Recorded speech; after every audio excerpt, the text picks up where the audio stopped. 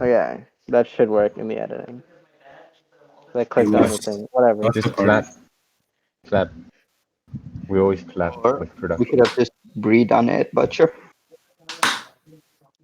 Yeah. Funny, I'm love gonna the party. invite him. Thank you, bro. I swear to God, if it happens first try.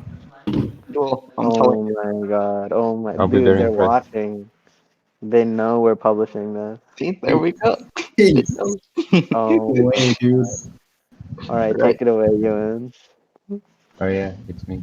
Wait, no, it's Goblin. No, take it away as Oh, in start. oh, Introduce the with the topic. oh, okay, cool, great. So I chose the topic of diet because I believe since high school we've all had different ideas about diet, and now it's either changed or branched into other things. I know Gautam is really health and fitness oriented. I kind of am too. I know Ritik cares a lot about the environment, so he has specific diet things. And Rohan, I know you've always been into really good food, so I think diet is a really cool topic for this group of people. Um, yeah, should I should I start talking about it, or does everyone want to give a bit of an intro first? You know what? I'll say something. Yeah, I agree with you. And it was a really good topic, especially because Rohan here is still not vegan. So my goal Oh for this my podcast goodness. is to make him vegan. Hi, Yeah, Rohan. What's wrong with you? yeah. Wait, is everyone You else shouldn't eating vegan? meat, dude. Says well, Gotham's also eating meat. I don't think anyone else is Rohan. Okay. Ritik just Wow, I I said was know. shit. so scared for a second there. I was like, wow, I'm actually gonna have to go vegan here, guys. Okay, phew. Everyone else tries, okay? Yeah. Well, I mean, like my roommate at UW, like in college, was vegan, and like he seemed to be like it doesn't seem like all right, very manageable for him. So, I mean, Yeah, I'd totally consider it. yeah, dude. It was like the easiest change I have ever made in my life. Um, Ritik had been badgering me about meat eating maybe like all of last semester, and Mhm. then just one day I didn't have meat just accidentally. I was like, see, happy, I'm not having meat today. And then it just kind of became like a streak. And then, yeah, it's like since November, I just kind of stopped eating meat. I had like 2 or 3 times that I ate either game meat or steak tartare in South Africa, just because I was there. But Right. other than that, it's been just completely vegan. And it's been really nice. It's just like, it's the easiest change I've ever had to make. As you can see, Ewan cares a lot about my opinion. It's really about Definitely. impressing me. That's it. Mm, Yeah. Yeah, I think I'm sure everyone has. Wait, no, there was a documentary. I think Game that's how I changers. kind of wanted to Game start changers, it. yeah. really? Yeah. Wow. I know so many people who went vegan because of that. Yeah, yeah, and It was really impressive, man. I Power was, video Ritik, is Ritik. crazy. sorry. Did I expect? Oh yeah, of course, man. That was a good spot. There I was know it's a nowhere great. else.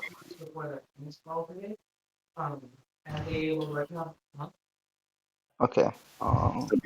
Yeah, sorry. Someone was saying. Sorry, I'm just a bit distracted. Yeah. So I was talking about that documentary. And have you watched it, Rohan? I have not watched it, but I've heard great things, honestly.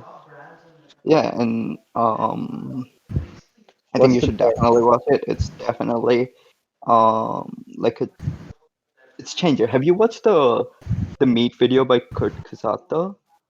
Oh, yes, I have. Yeah. So and they cite a lot of sources. So I think so. I thought I kind of assumed that you'd probably watch the documentary because it was really famous.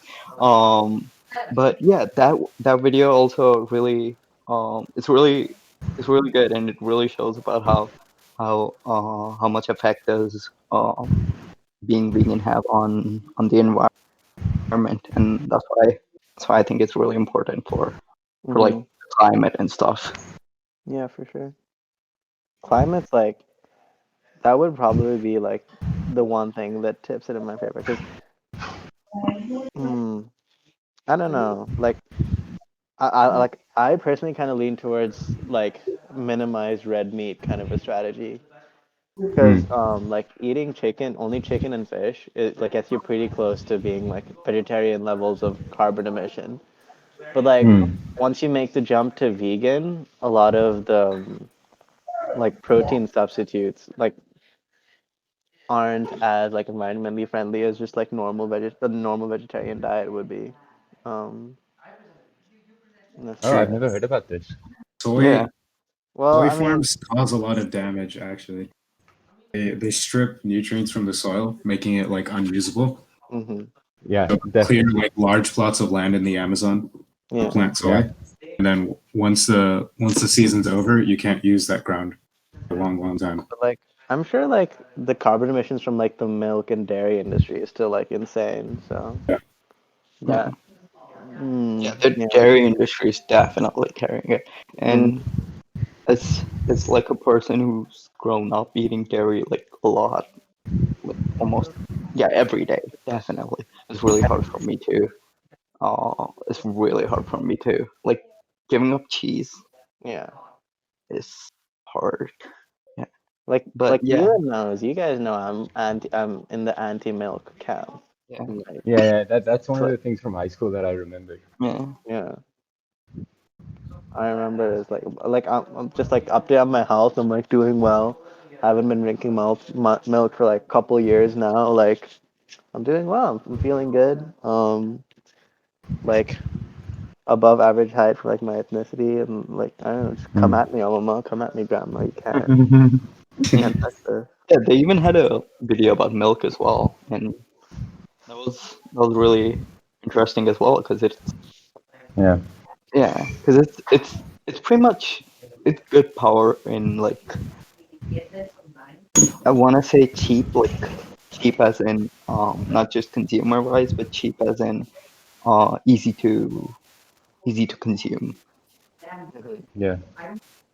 Well, you still need the cows for the milk, right? And all those Yeah, cows still make the yeah, methane. yeah. Yeah. Um. Yeah. So for the, can we go to the thing about the substitutes for protein for a vegan diet, because it's totally true. Like you do need to supplement. I have like 2 scoops of protein powder every day, but it's not Mhm. soy protein powder. And I don't. So yeah, I hadn't heard about this. The thing about the vegan protein powders being harmful for the environment, but I do definitely know that soy farms, like it's a soy is kind of like a how can you say, it's a dominant species on our planet, and it's stripping away resources because we think it's important. So it's using us, and it's spreading like crazy, and it's not good for the soil. It's not a good long-term solution. But the thing is, soy farms are also used to feed um, livestock. So Yeah. I've heard this in a lot of discussions about like veganism and stuff, and they say that yeah, okay, people who eat meat kill animals, but soy farms kill this many animals.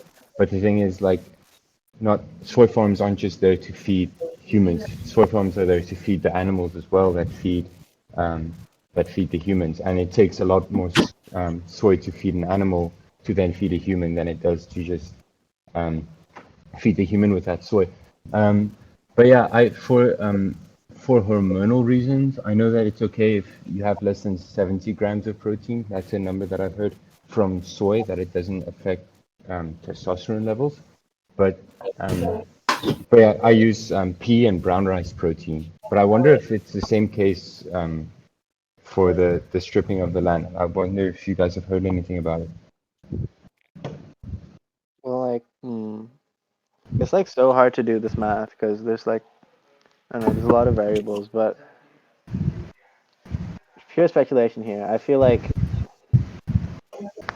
maybe not soy, but like a lot of like pea. You said like legumes are I know like interplanted with soy are like they show like a big improvement in like the soil's ability to retain its nutrients. It's You like mean that if could you be a switch potential. from soy to pea? No, no, you like legumes in general. If you like plant it in soy fields or you like rotate with legumes, they like enrich.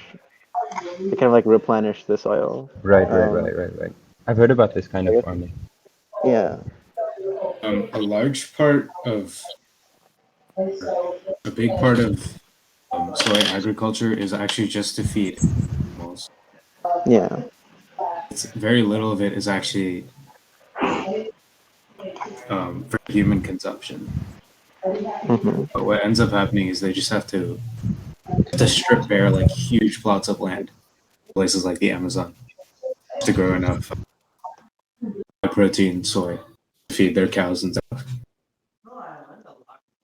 Yeah. Yeah, I I think like guess the livestock industry is probably like in terms of food and the environment, that's probably the first place we want to start. yeah. For sure. Yeah, that's definitely well. Even from an Also, one animal more thing rights for perspective, honestly, it's probably the worst. Well, yeah, for chicken, sure, I'm not sure actually. The poultry industry is quite bad. It's all quite bad.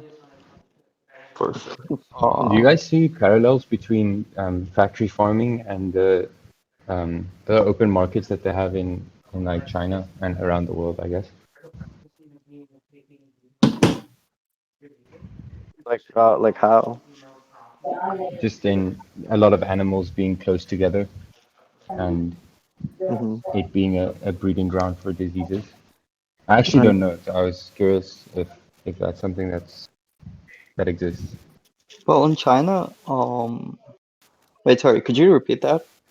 So a lot of people have been saying that factory farms that exist in the Western world are similar to the open markets that they have in China, and that there's a lot of animals that are close together, and that's a breeding ground for diseases. But then, how would the disease transfer from?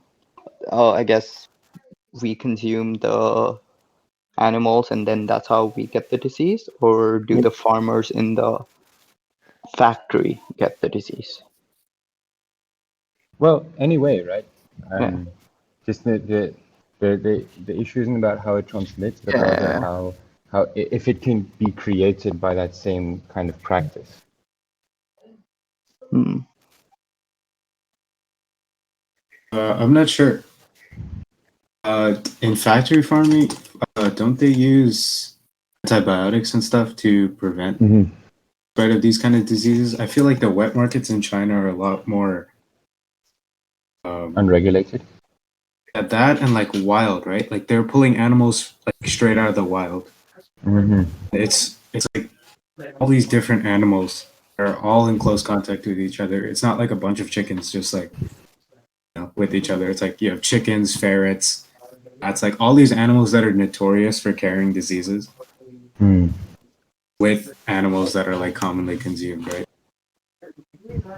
Right. I'm not sure if like you can draw parallels between the two. Yeah, but there's still superbugs, right? That can be formed due to. The antibiotics. Oh, yeah, that's about it. Definitely, definitely. I don't think viruses and stuff, but yeah. Mm-hmm. So, and I guess superbugs aren't as common to mutate. Is that the right word? Yeah. I'm not sure about how much they mutate compared to viruses. Uh, Yeah, it's definitely one of the things that appeals to me about the vegan diet is the fact that well it's that it feels kind of futuristic. It feels like Hmm. um, we're not we're not pumping all these resources into an animal to consume the animal because we can just we find new ways to consume the vegetables. Like if you look at alternative meat, or if you just look at like recipes that just eat vegetables, it seems like a cleaner way to do things, and it feels futuristic to me always. Um, and I don't know if I can completely convey that, but I definitely have this feeling that eating from animals is like a, an old world kind of way of living. And like if we have Mars missions and stuff, like I don't think we'll be sending animals up there for a while. Like it'll first just be growing plants and then living off of that. And well, if we we go to Mars, hmm yeah, sorry to interrupt, but we can send fishes, right? to Fishes Mars, with yeah, with hydroponics. Ooh, just I've like never heard of fish that. eggs. Yeah, That sounds cool. yeah. I think that's definitely something that they have thought about. Hmm. And I think fishes are like, I don't know if eggs can be fish eggs. Do fish lay eggs? Yeah. Yes. Yeah. Oh, sorry. Bio. You can clearly tell I'm not done bio in a long. Yeah, fish lay eggs. Yes. So yeah. So their eggs can be transported and with hydroponics because that's how they'll grow crops, right? And Yeah. fishes will just be there. That sounds cool. So fish definitely, and I think fish is also like really, really low pollutant, right, compared to any other meat, right? Right. Well, we Yeah. don't have to farm fish. That's the thing. So we don't have to like set up a farm like we do with cows and then farm the fish because There all are we fish do farms. is Yeah. sorry. There are fish farms. Right. And Yeah, there are, but most of the fish. I mean, I don't know if it's most, but I'm guessing a lot of fish we get from the oceans, and the damage there isn't in having the fish; it's in taking away the fish, and then the ecosystem's dying from not uh, having those fish in their natural environment. I think the return on investment from eating an animal is a lot less than eating a plant. Because to eat an animal, you have to feed that animal until it grows old enough, like big enough to eat. Mm-hmm. Whereas with a plant, you get a lot more energy um, just eating a plant. Because I don't know if you guys know, but as you move up in trophic levels, you lose about 90% of the energy. So you go from producer to a consumer to a secondary consumer to a tertiary consumer. Each time, only 10% of the energy is transferring up a trophic level, Damn. which is why nothing eats a lion, right?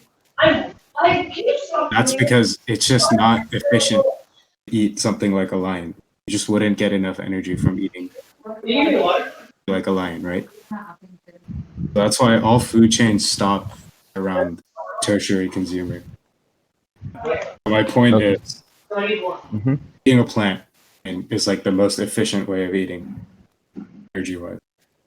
Yeah, that's why it seems kind of futuristic to me as well because it's just more efficient. It's not wasting resources. and certainly in vogue, like Hmm. vegetarian slash vegan restaurants are becoming a lot more popular, and like the latest thing in food is kind of like the farm to table movement, which is like, you know, a lot Hmm. more vegetarian friendly, I guess. And I Yeah. mean, and that's great because like at the end of the day, like consumption and cultural factors play into where like where companies will invest and I don't know what gets consumed because like Gotham says it's like a lot less efficient to eat meat, but because of cultural values and because of taste, we've kind of decided that it's like worth it. Mm-hmm.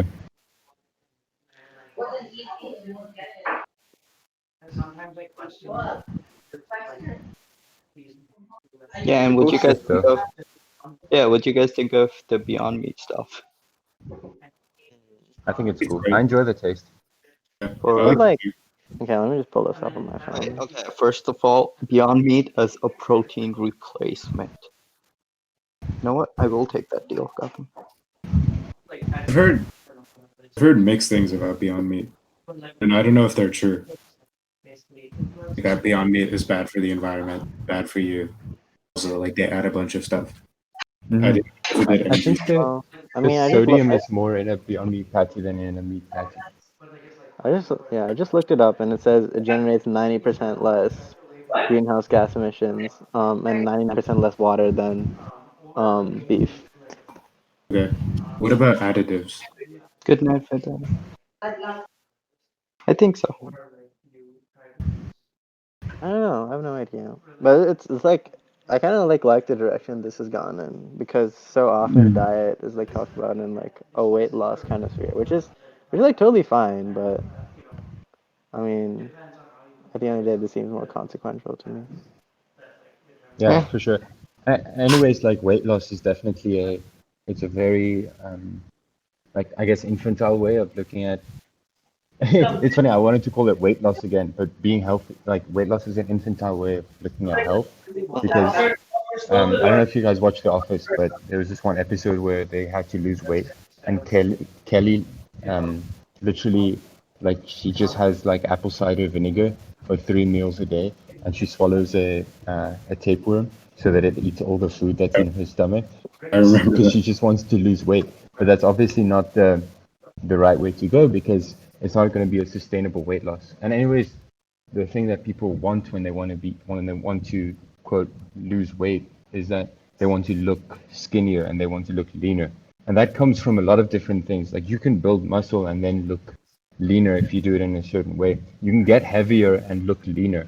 Um, so the whole weight loss thing, it's really, I think a lot of people sacrificed a lot of their health to lose weight.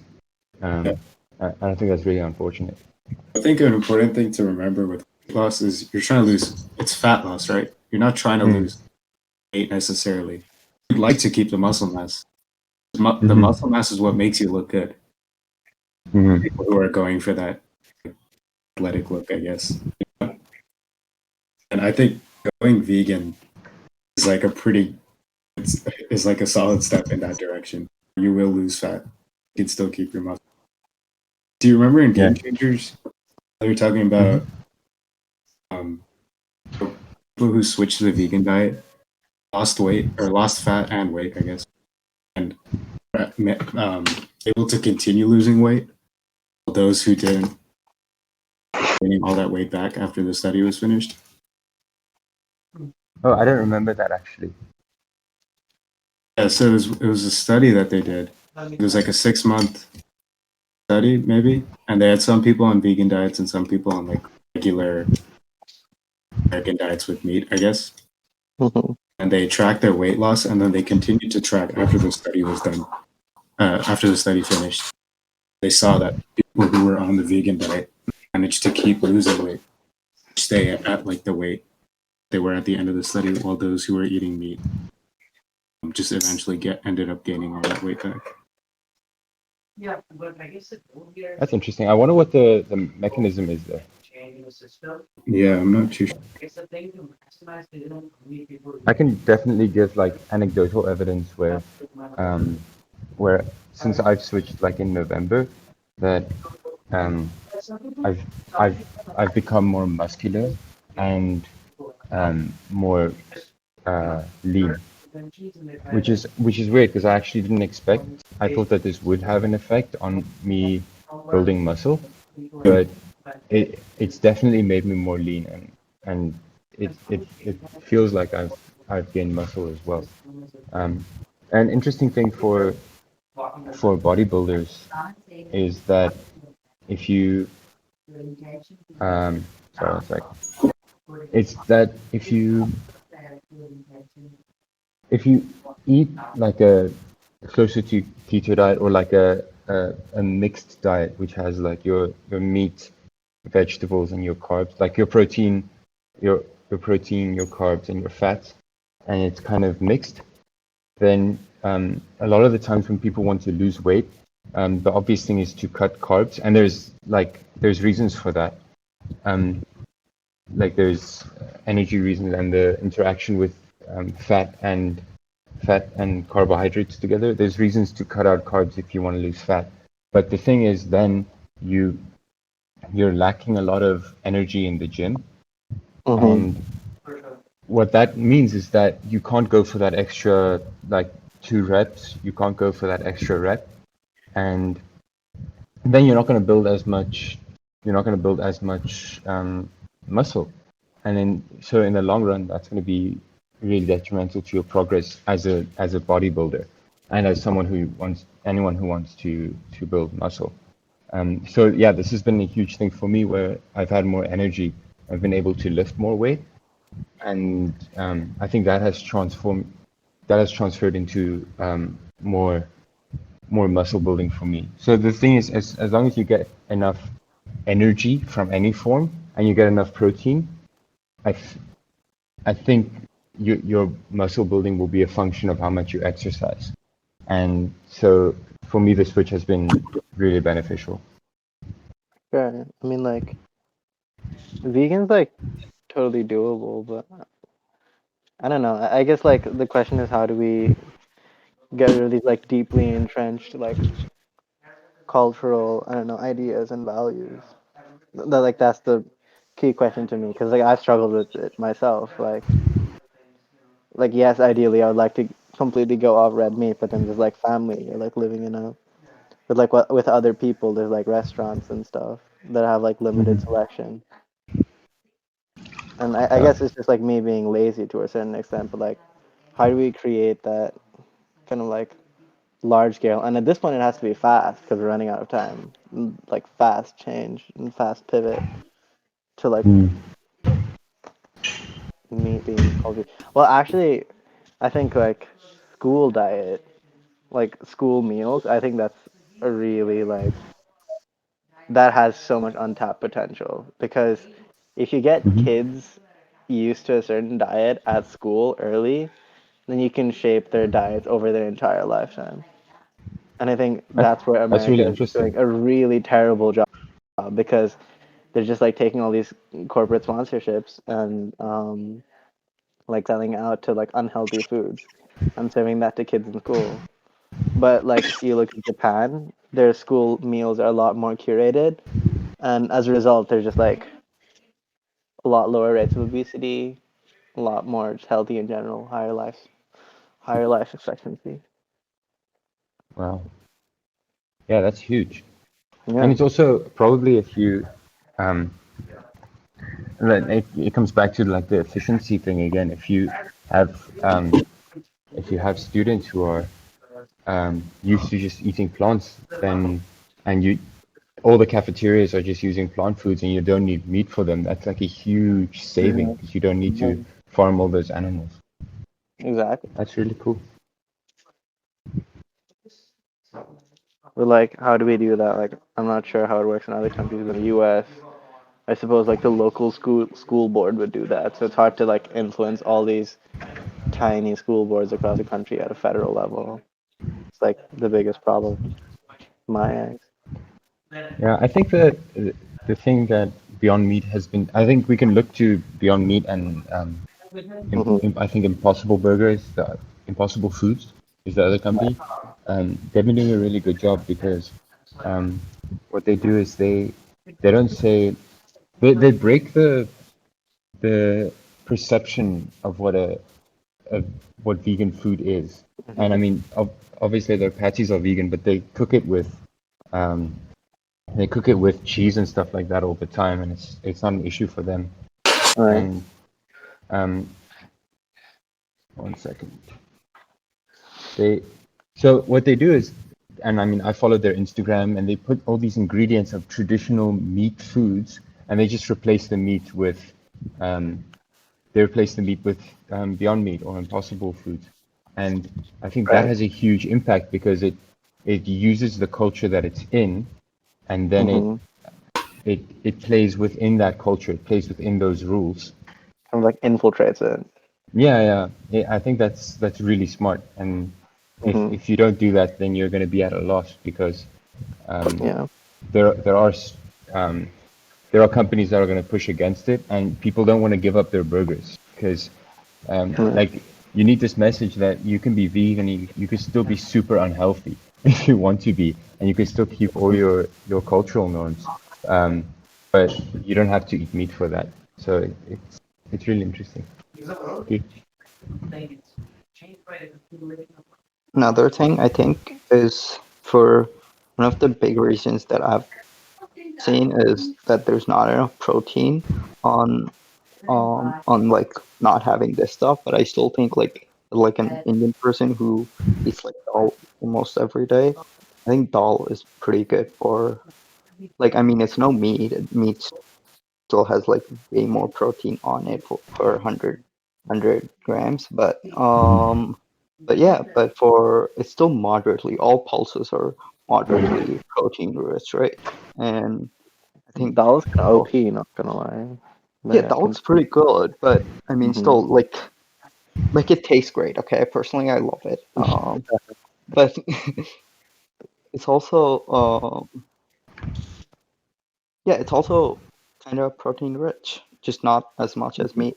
I don't Yeah, think. Yeah. it's really Yeah, good for it's the. and it's yeah, and it's good for the Mhm. environment. Like we worked. Oh my God, he had zero cards. Okay, sorry.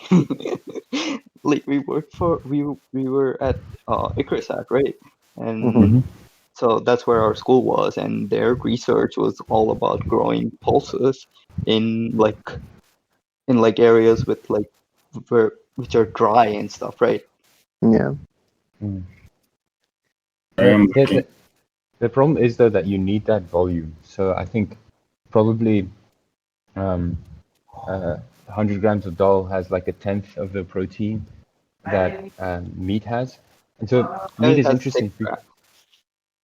No, um, I think it's probably a Okay, tenth yeah. because Oh, okay. I think meat will be about 60% protein, and so yeah, so it'll be a lot less. You need to eat like 10 times as much dal to replace meat. Um, so from a transport perspective, there are a lot of considerations where Mhm. like I was thinking about this.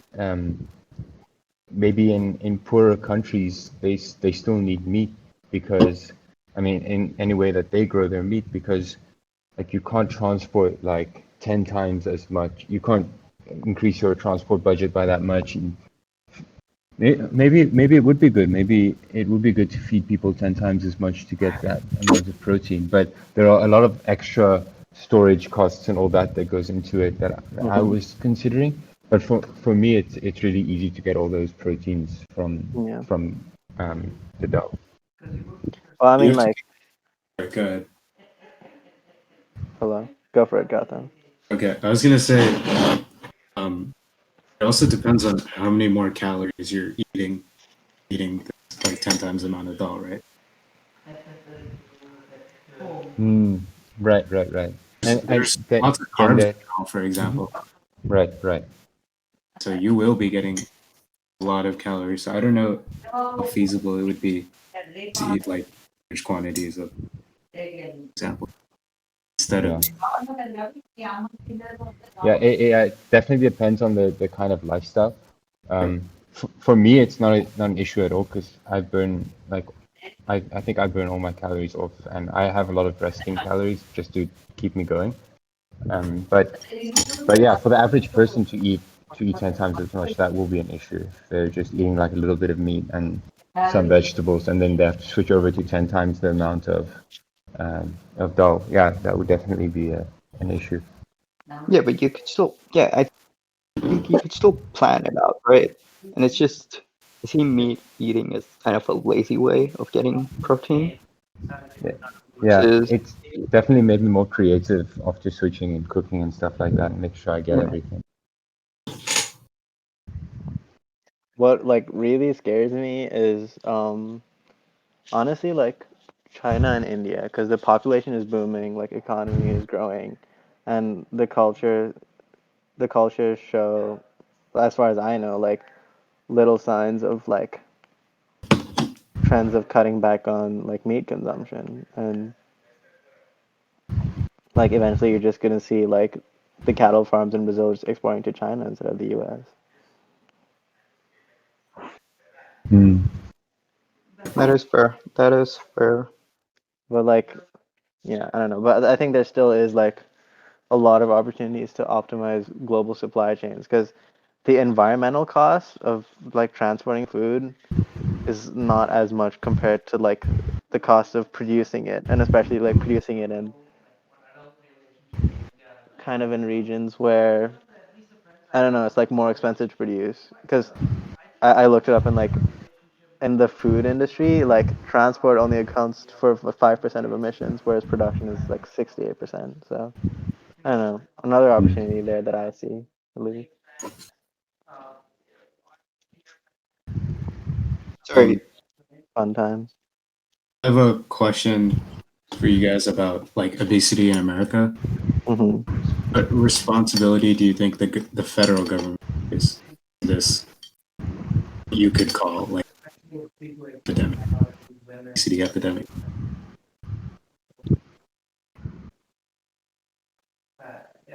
Okay, was it just for me or was he cracking? Yeah, no, he cracked a bit Yeah, for me he's as well. I'm cracking me sorry. up. Said a country like America where the obesity rates are so high, what responsibility does the federal government?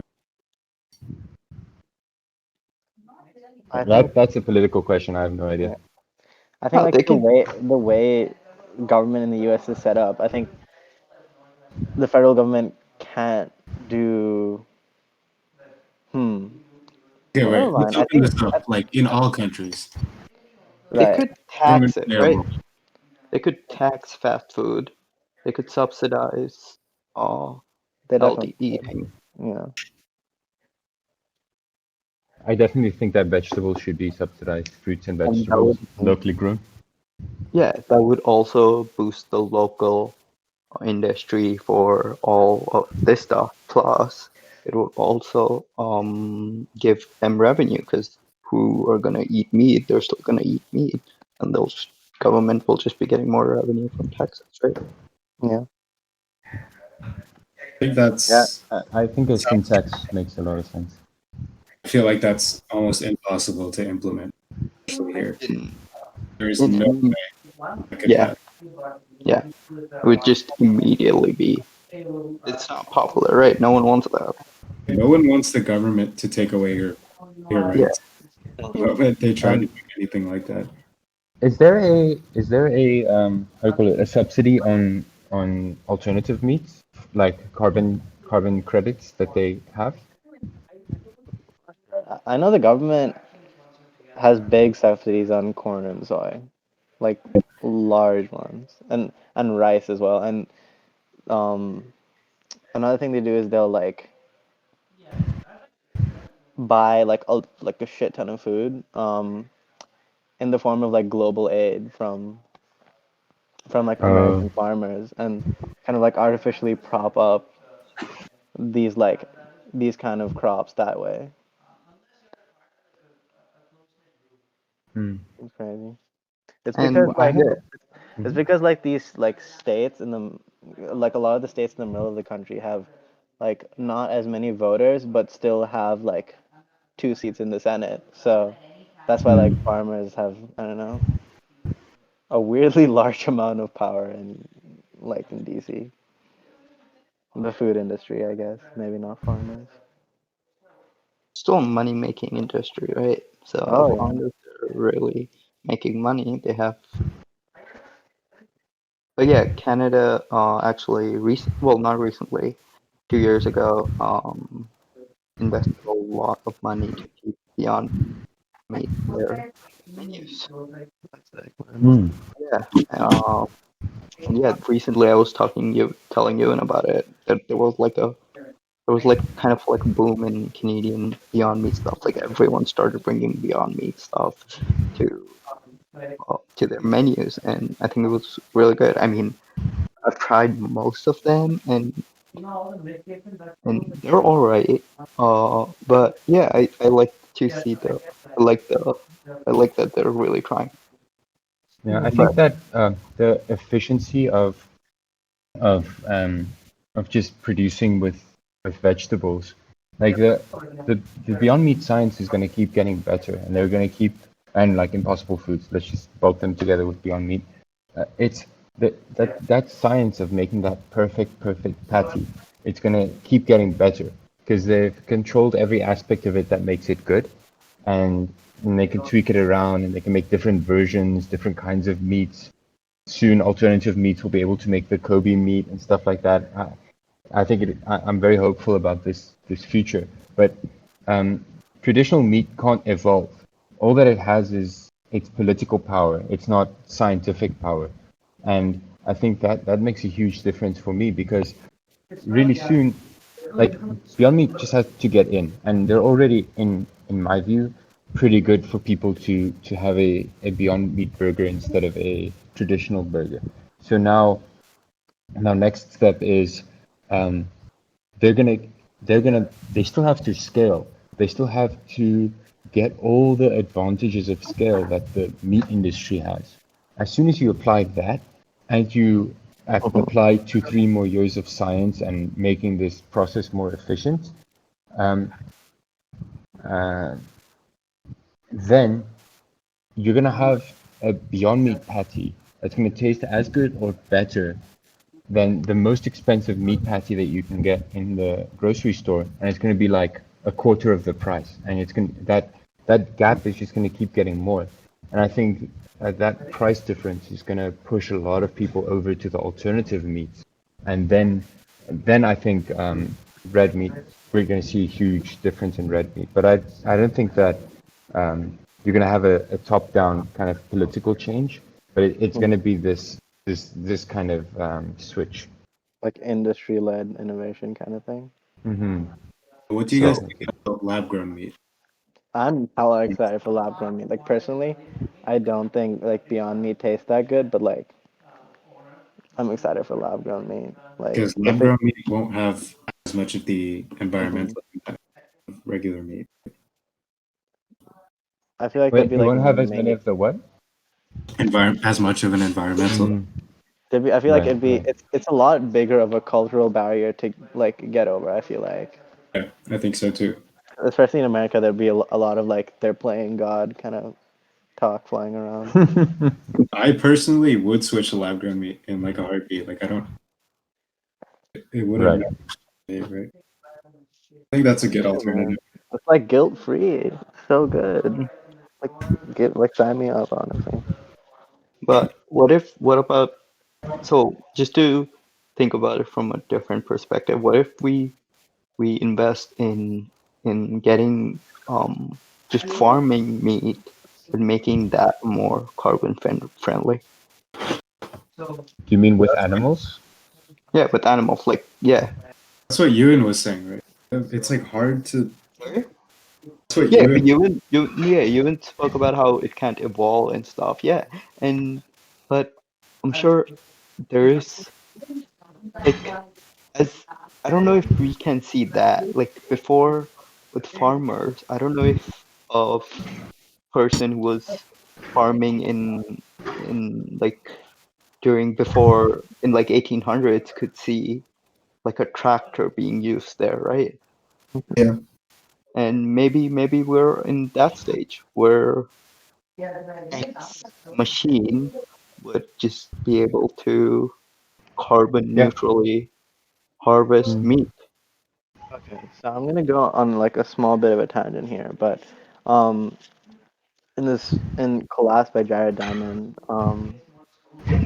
there's these, like a couple chapters about um, kind of like how corporate responsibility, how that ties into like environment and how like where corporate interests lie and how we can like manipulate where corporate interests lie into like manipulating them into and manipulating corporations, sorry, into like being friendly to the environment. And I feel like the meat industry and like the food industry has more than enough resources and has had more than enough time and is probably mm, more than is like highly aware that of the environmental damage they're causing and the long-term damage to their own industry that they're causing with their practices. But I think they've probably like done the math and they've figured out that it's probably like bottom line wise it's probably better off for them at least for now to like stick to their practices. definitely. So I don't think we can like rely on the meat pack. I think they've had more than enough like opportunities, more than enough incentives. I don't think we can rely on them, in my opinion, to like improve their Yeah. practices. To, yeah. I to think add on like to that. Hmm. the only way is to run them out of business by just lowering the cost of Beyond Meat. Hmm. The point where it's like you pay $2 for something Beyond Meat, or you pay like $10 for real meat, and then Exactly. it's Hmm. just an easy choice at that point. Yeah. I think there will always be a market for real meat grown by a real animal, but I think it'll be a niche market, and I'm totally down for that. Cultural preserving that culture as well of that thing, sure, but I don't think that. Um, I think it's super inefficient to use like meat like real meat as a staple for our nutrients and for our taste. I think it's super unscientific. Um, for for Ritik, I think definitely it's possible to have it, right? Like I can totally imagine a farm that has a kind of a globe over it that sucks out all the carbon and all that. The problem is though that um, these guys aren't at a level playing field. So they have no incentive to build something like that. Because do I invest like $100 million into this technology, or do I invest $1 million this year to get three more lobbyists that's going to persuade any political power to keep my prices low or to keep the subsidies low for the competitors. So that trade-off will never be for innovation. And this is actually, yeah, comes back to the innovation thing again. It's always cheaper to keep going, um, because like how long am I going to be CEO for, right? It's going to be like 5 to 10 years, right?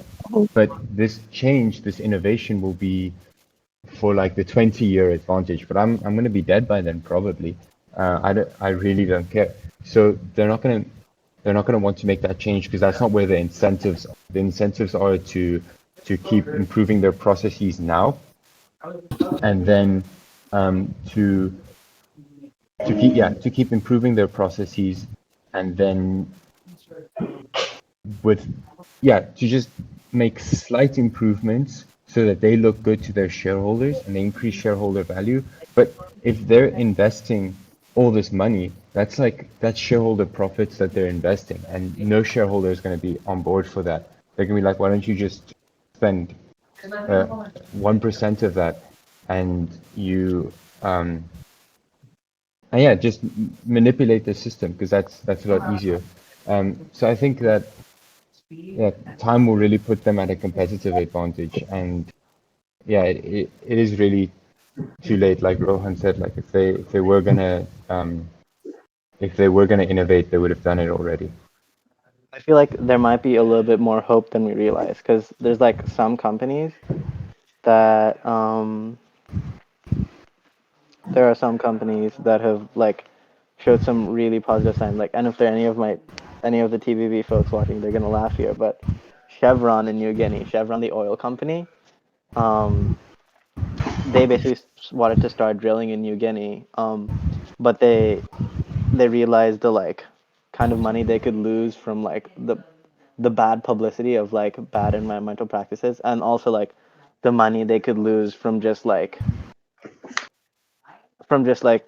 destroying the environment in general. And they made like the long term call to be like super green and super sustainable. And so the drilling operation in Chevron's drilling operation in New Guinea was like is like such good at preservation that they like preserved the land so well that it was like almost like it was kind of like a wildlife reserve. They're like spotting Wow. like rare types of birds and stuff like that in the like the It's drilling processes. Yeah, and like I guess like they were able to convince the shareholders that it's like in their interest, but like doesn't always happen. been ripped. Yeah. Yeah, it's unlikely, very unlikely. I agree. I agree now. Yeah. Do you think about you could instead of like a dome that covers the farm, you could much easy. It would be much easier to have something like a genetically modified cow. There's a lot, or its carbon footprint a lot less than a regular cow. Maybe they might move to something like that. Mm. But that'll still be um like Rohan said, that it'll just be about playing God and GMOs are bad and all that stuff, Yeah, right? yeah. But the thing is, at least we have GMO. Like, there's a lot of GMO things Yeah. that we still There eat, is. like fruits and vegetables. I feel like it's between natural and godlike. It's like the in between.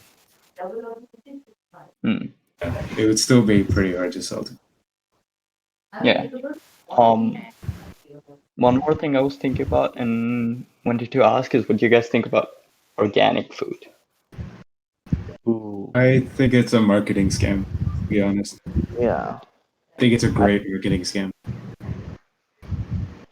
I think like the certification like that you need, the kind of like the requirements you need for your thing to be called organic, they're like often so loose or unclear that it kind of defeats the purpose. And Yeah. I think like with proper land management, I don't know how much better organic is actually for like the soil and the environment, because like also organic takes up a lot more land than conventional farming, so you would have to create a lot more farmland, and that means cutting down trees. I've seen papers that there's no that say that there's no significant nutritional differences between organic food and regular food. Yeah. Well, It's the purpose. is that okay? Oh yeah, that is kind of the point, right? My bad. Sorry, I was thinking only that organic's point of view is just to be like less cruel.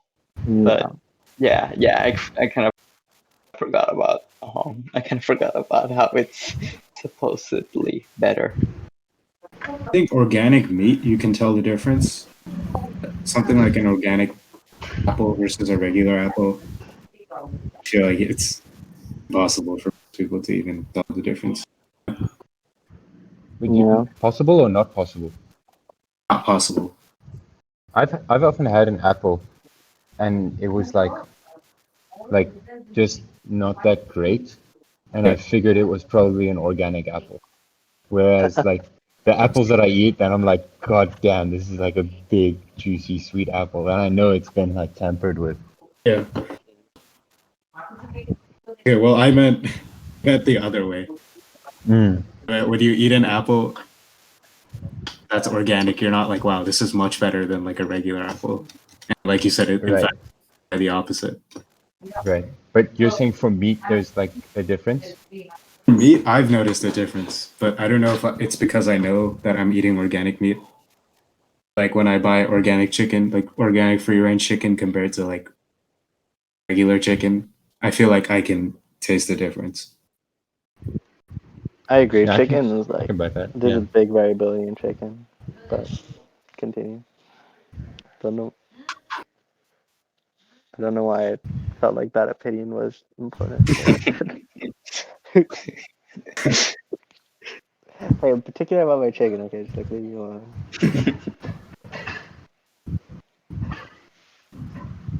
Yeah, I still think that, but I also think that even with like saving the environment and being all that stuff, it's not just about like eliminating meat, which is good. If you can do that, it's great, but it's still a lot more about reduction, right? Yeah. And Mhm. and, and like Rohan was saying, he can there's situations when he just has to have meat, like if he's going out and there isn't a lot of options. Yeah.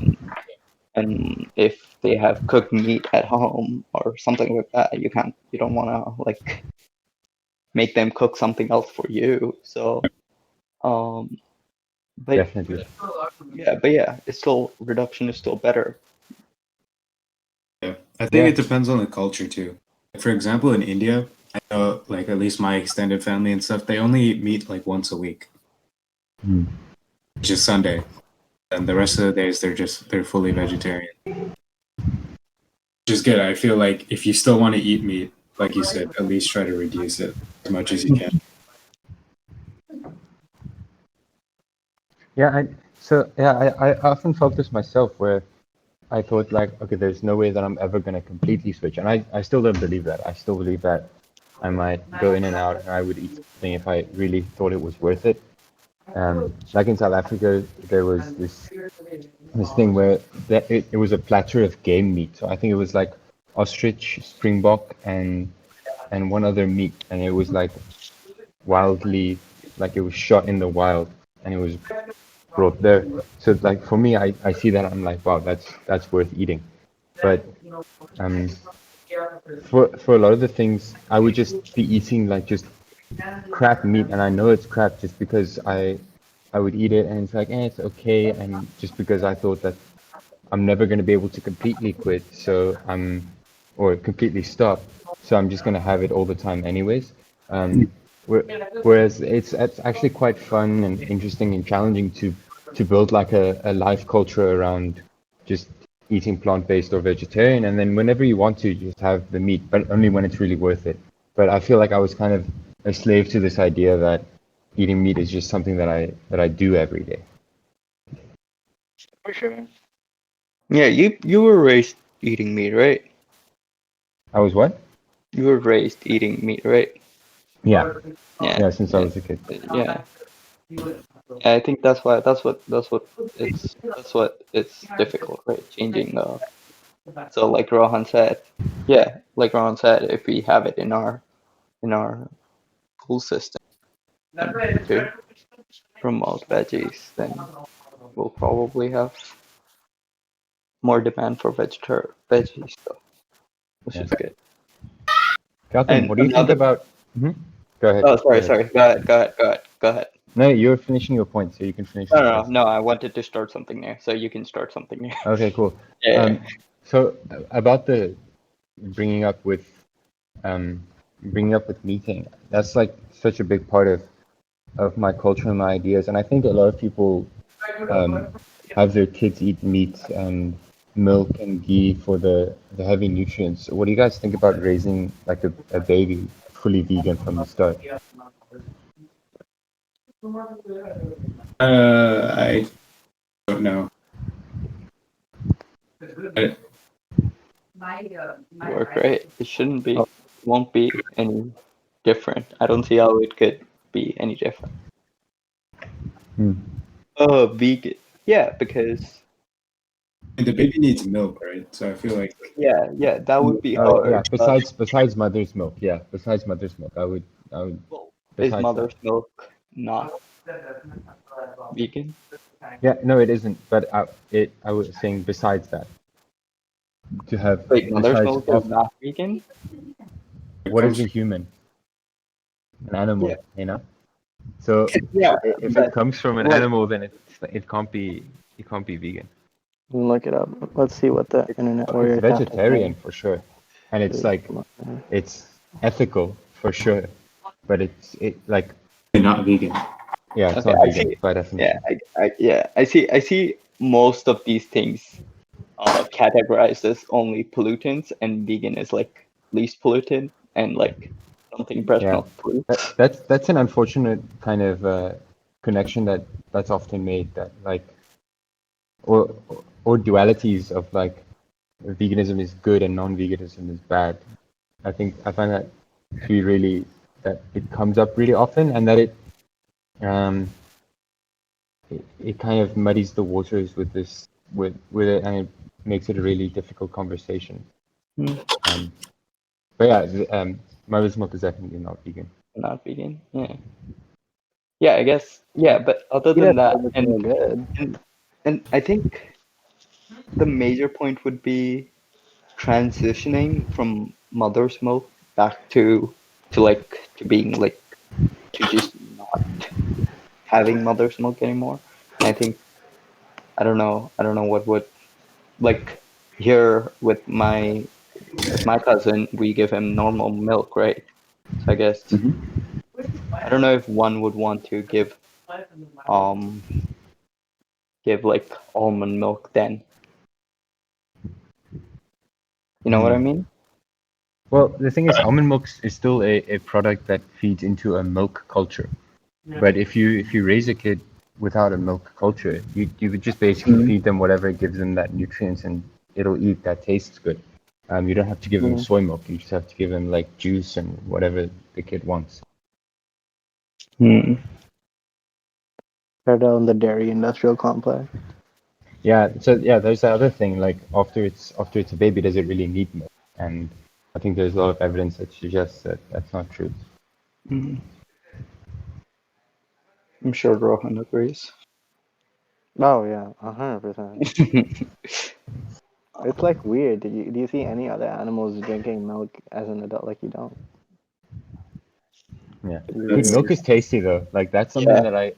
that I can Mm-mm. never refute. Is that milk is damn tasty. You've been brainwashed by your culture, and that's, I don't know what to say. Ah. that's a Like great I don't call. know what to say. I definitely don't drink milk anymore, but it like when I'm eating cereal with soy milk, it's bad. Because the Yeah. fat just tastes good. Do it. Embrace the oat milk revolution, please. Yeah, no, dude, I have soy milk for sure. Dude, I eat this huge bowl of oatmeal every day. It's probably around like 2 kilograms of oatmeal that I eat. Um, no, dude, Holy. it's heavy. It's heavy. Like I pick up the bowl and I need to almost use 2 hands. Damn. That's crazy. Can you please move the boat? Okay, move the boat, and Grohan will no longer have the longest road. You win. Oh yeah, where should I put the boat? Just move it like friendly waters. Ah, to No, help you, I think not not. so simple. So how many Yeah, points are but we playing, by the way? I have no idea. Is it? 15. It's 15. 15. Yeah. It's gonna be a long game, guys. Oh, you and please finish it This is quickly. really close. But yeah, It's But not that close. What you cheap at mean? the 10 week. it's really close between you and Rohan. Between It is Gautam absolute. between you and Rohan. It's a race for second between Gotham and me. That's what it is. Yeah, I'm third. I'm staying. Race I'm happy. a race for third between me and Ritik. Yeah, Nah, dude. no, I'm dude, boxed I'm in. in Where am no. I supposed to go? Yeah, Where am I I'm supposed to in. go? You There's and you. no space to grow, just Oh like my. the meat industry. Ah. And why would you do this? Oh, he's gonna get longest road. Yeah. No, but still, yeah, that's what. See, if you had moved the ship, I could have moved the boat and blocked one of his put the settlement on one of his longest road thingy, and that would have blocked him. Bruh. But no, now I told him my plan. Wait, guys, I need to pee. I'll be right back. But yeah, one more thing I was thinking about was Hold on, hold innovation in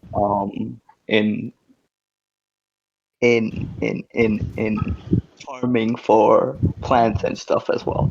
I think that's kind of related to diet as well, and I'm all pro for hydroponics. I think hydroponics is definitely the future, and I'm a huge fan of how it's almost like completely soilless. Yeah. What do you on. guys think? I don't really know enough about hydroponic. Say anything. Okay. Explain it. All right, fair, fair. All right.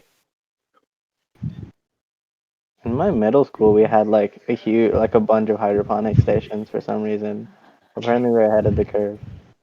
Yeah, yeah. That's what I think most people try to do, and it's still like hydroponics, as like we said before, it'll definitely be used in space. Like if we're gonna ever colonize Mars, For then we sure. definitely need hydroponics. Um, and yeah, and I think even just having it here would make not needing so much land, Hmm. and it'll kind of be like kind of be like a local, like you can grow it in your backyard kind of type of Yeah.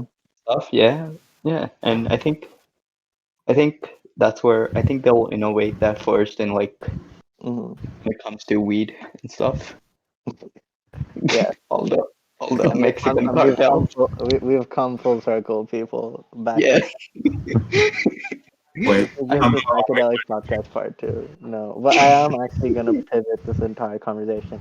I'm make it about space colonization. Should we actually like? Oh, never mind. First. I'm dancing, guys. I'm dancing. I won. Yeah, Oh first yeah. time without us helping. No, second time. Second time. Thank you very much Without without us you guys helping. helping. No, No, dude, when did you win I've trashed before? once with. No, dude, I remember this one time that I like, completely trashed.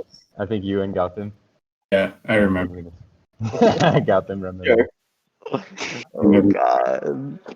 I'm just like a perpetual second. I don't know what to say. Ugh. Yeah, I move between first and last a lot. Hmm.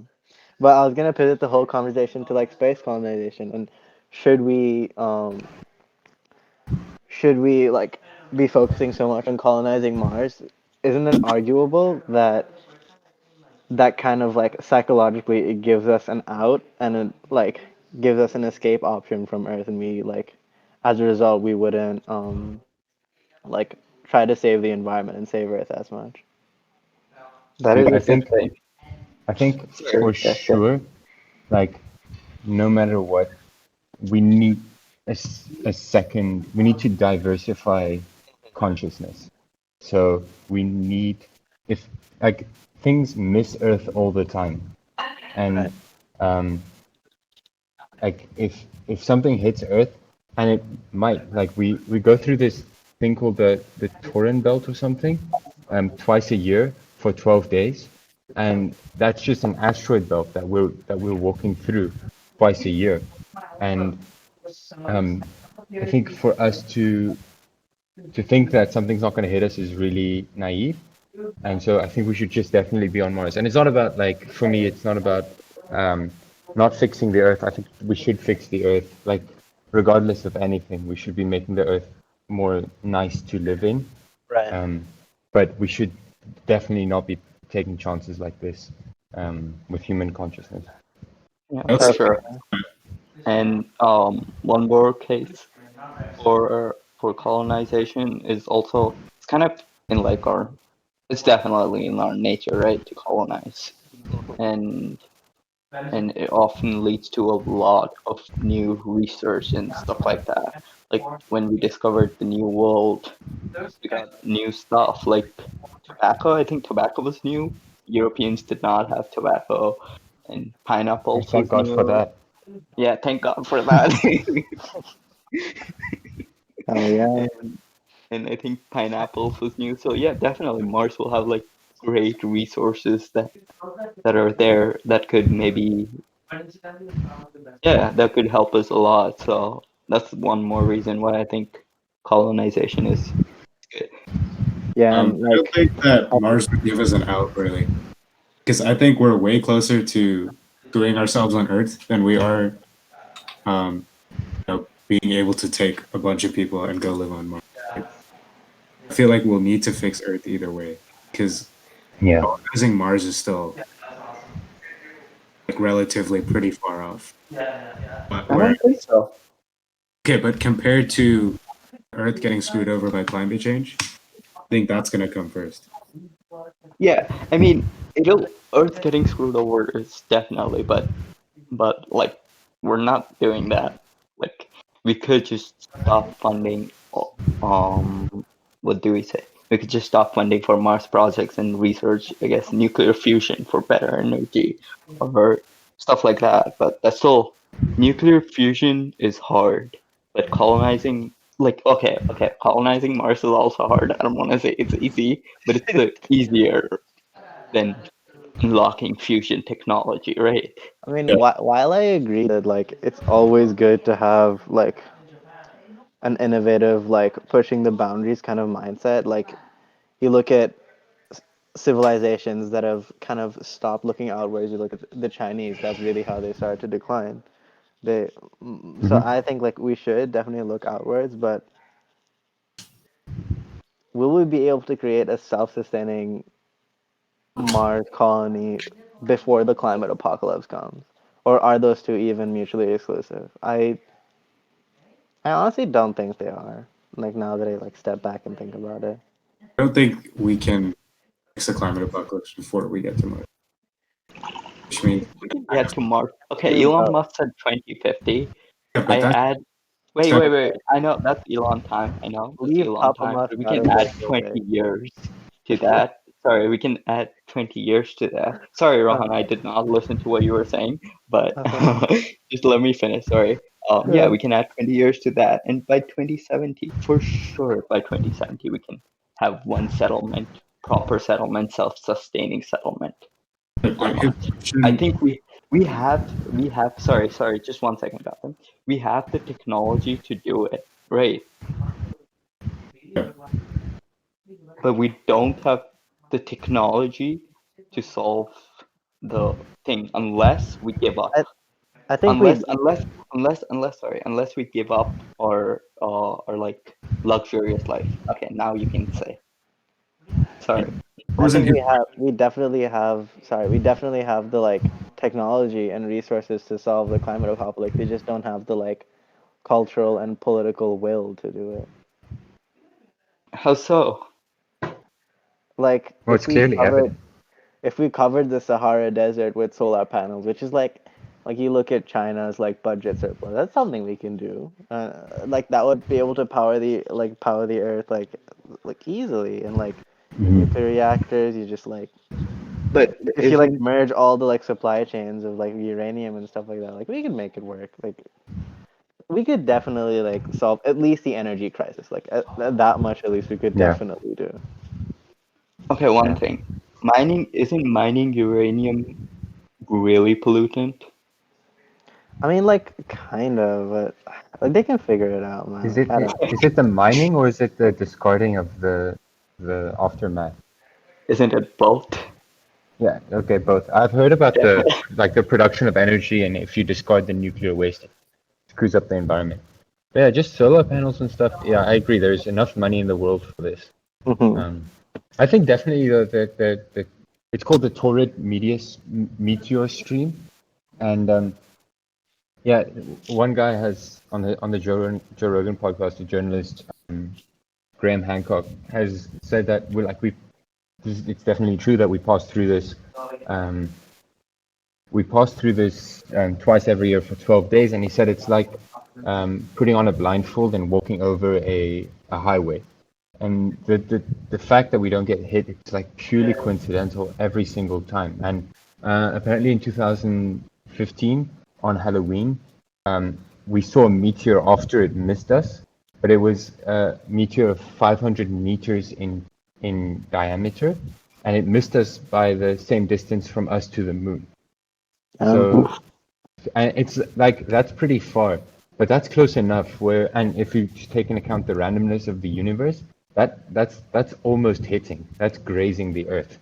And there was one meteor that exploded over uh, someplace in Russia some time back, and I don't remember what it's called right now, but it it exploded with the same radius, devastating everything inside. It's the same circumference as London. So if it just randomly hit the Earth on London, then all of London would be gone right now. So we don't think about these things because they're kind of abstract and they're not imminent threats. But I would allocate more money to solving that and having some technology to redirect meteors to detect and redirect meteors um, than I would to redirect energy funding to stop climate change. I mean, Wow, for is that climate change, it's real? kind of still, yeah, the torrid meteor stream. I'm trying to find That's so an wild, article man. about it. But the thing with the energy production, it's the same thing with like a lot of the meat stuff. It's that it has subsidies that protects it. So there are all those subsidies that go to oil and coal companies, and I think we don't even need to invest money. We just have to stop those subsidies, and then the market will eat up the fossil fuel industry. People will just start making their own solar panels. Like it won't even be a Yeah. thing. I think that the energy issue, you just stop those subsidies and then get new jobs for those people. It's like a really small thing, but if we get hit by a meteor, then that's devastating, and it could hit the Earth off its orbit. Like it can it can devastate the entire world. It can cause another ice age, and we're just not thinking about it at all. Um, but yeah, like I mean, if imagine within this next 50 years we're able to get consciousness on Mars. That's like one man and one woman that are on Mars, and there's an ability to keep a baby there. Um, just having that, and imagine Earth gets hit with another ice age. We will be thinking, thank God that we settled here, because if we didn't, then the human race would be would be completely extinct, and all of our progress, and well, probably mostly extinct. To Yeah, I me, guess saying, but yeah, go Ritik. yeah, sorry, go ahead, go ahead, go ahead. No, no, go. Okay, to me, the bigger question about colonization is, yeah, we definitely should colonize, but should we colonize Mars or should we colonize Venus? That is because, okay, why should we colonize Venus? It's closer, so and Isn't that the volcano one, or is that Mercury? Mercury is the first one. Mercury, I don't think we can. Hmm. It's really out there That's because the hot Mercury one, is right? like, yeah, that's the hot one. Venus Hmm. is the second one. Okay.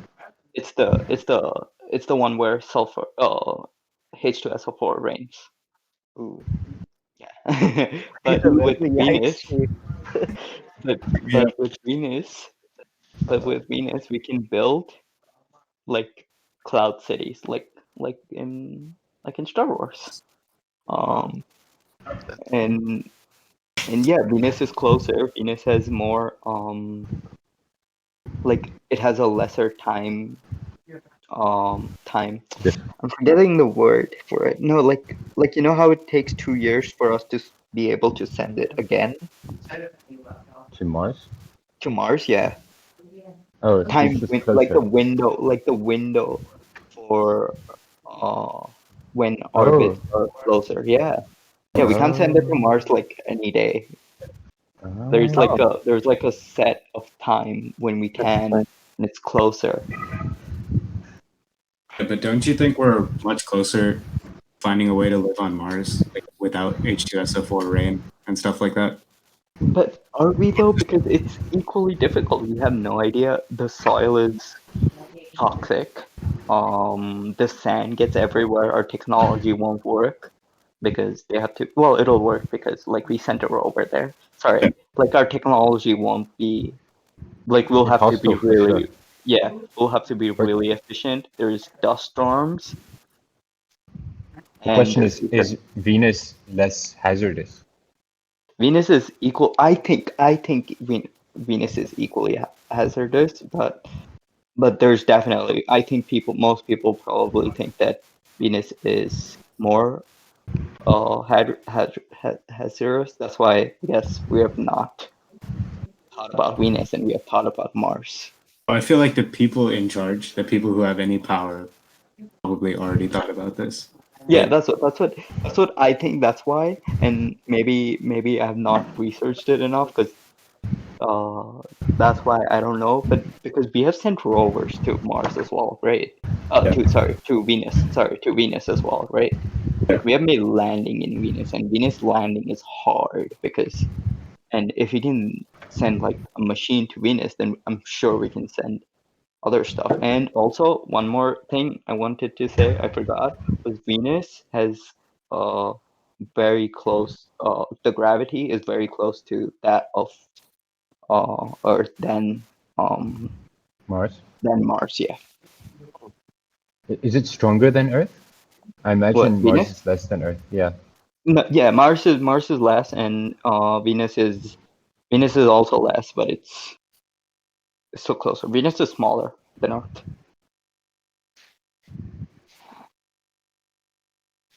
Venus is smaller than Earth?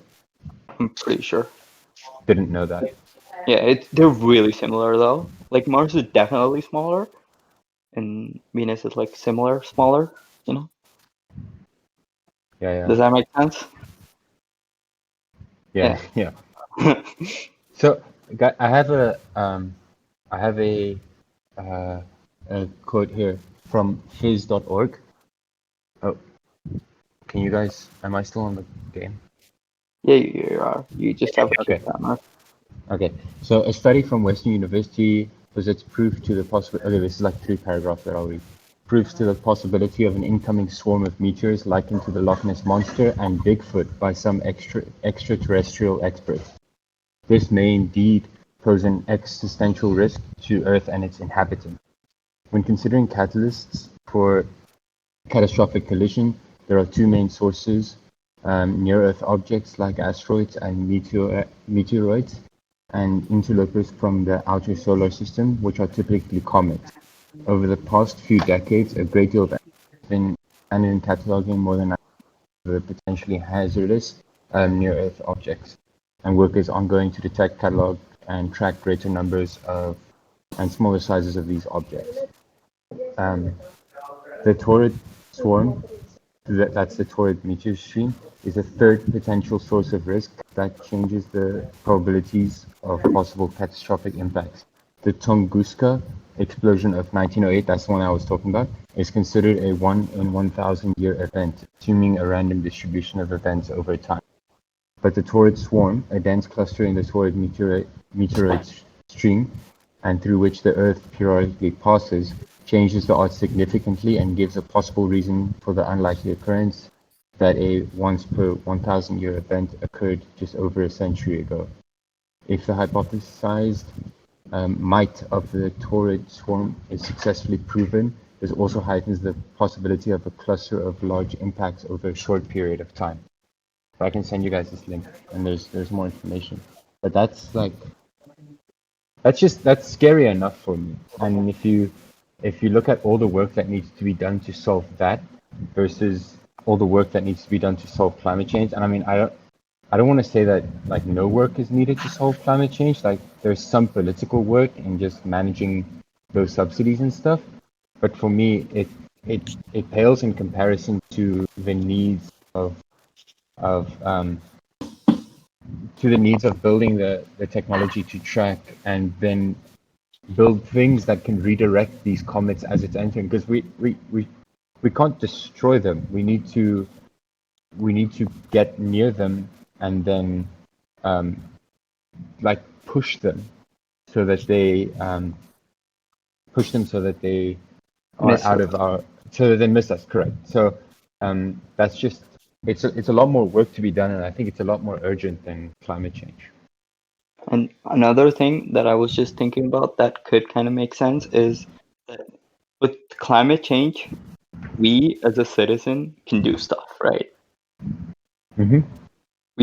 We have the power to do stuff. While with I don't think we have the power to do stuff with meteor deflection, right? Right. True. Yeah, so I think if we focus more on on um On what yeah we can do. on what on we can if we can focus more on environment, and the government can focus more um on on the space stuff, then yeah. No, Right. but we are the government, man. Like we are, like Yeah. if the government sees like, oh, they don't care about this meteor stream, they're not going to understand if we spend their tax dollars on it. Um, so we're not going to care about it. Like humans do need to. I mean, of course, like we shouldn't be spending our every waking moment worrying if a meteor is going to hit us. But it's definitely something we need to take charge on and push government for. I feel like solving the climate crisis is like relatively way easier though. Like can be done quickly. With the right people in charge. Yeah. I feel like we Mhm. could do both. We really tried. Yeah, but then of course there's definitely a different opportunity cost to it, right? Do you mean? So focus more on climate change um and energy production, or sorry. Focus more on climate change and on space exploration could result in a compromise in what do we say? Let's just say for now infrastructure. Yeah. But don't you think the long term benefits of fixing climate change said that? Yeah, but do you want to drive your car with I feel like we roads have that have? everything we need and it's pretty easy. Just that we don't want it. Like the people in charge don't want it to be done. I think it's more of um.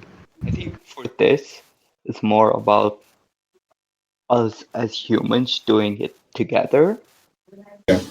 These two problems versus the other problems individual countries can handle, you know? Yeah. Like I think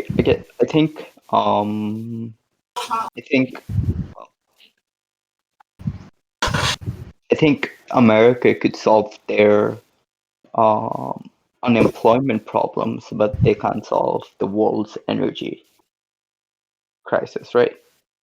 Hmm. I agree. Wait, also, sorry, just 1 second.